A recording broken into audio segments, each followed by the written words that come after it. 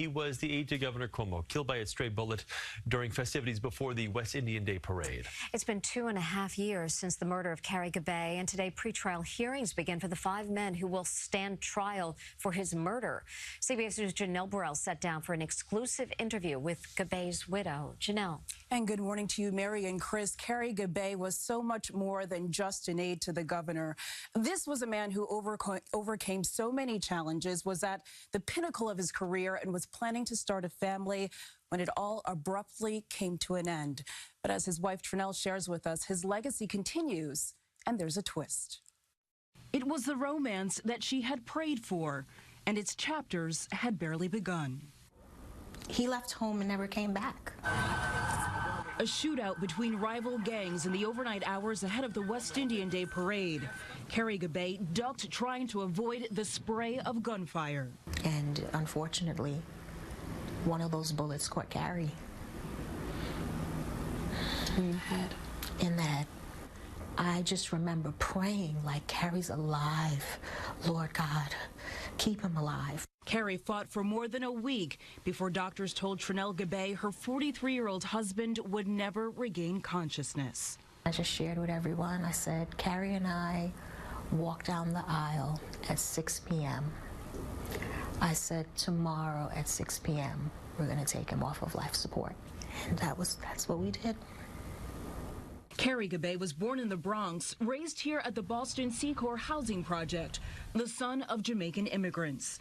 He worked hard, earning a spot at Harvard University, where he'd become one of the first black presidents of Harvard's undergraduate council. There he is. Carey later graduated from Harvard Law School. But after 2 years as a corporate lawyer, he gave up his lucrative job to return to his passion, serving communities in need. For Carey, who lost his brother to gun violence, one of his biggest accomplishments was helping enact tougher gun laws in New York. That was his goal. I am going to change this, and it has to begin with me. His death could have been the final page of his mission and their love story. But before she took Carey off life support, Trenelle made a decision to fulfill a dream they had together. When you look at it, what do you think? Oh, man, that is Carey's profile.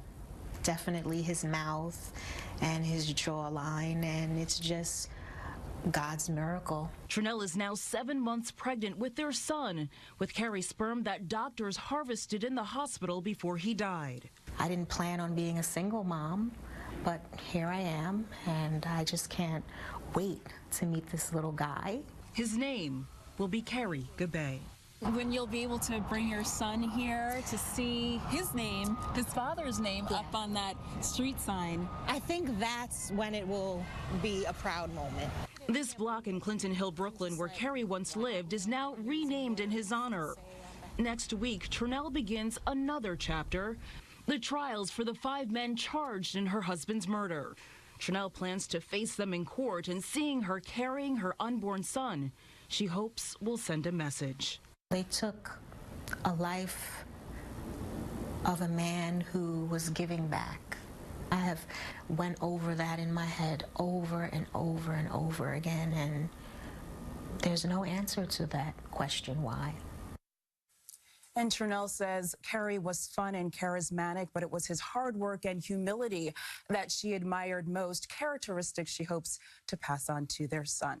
Chris and Mary? And how does she plan to continue Carey's mission as well? Well, she's actually started the Carey Gabay Foundation, which she hopes will spread awareness about gun violence and help victims and their families. And the state has also started a scholarship in his name, giving away full tuition scholarships to students in need. Janelle Burrell. Janelle, thank you.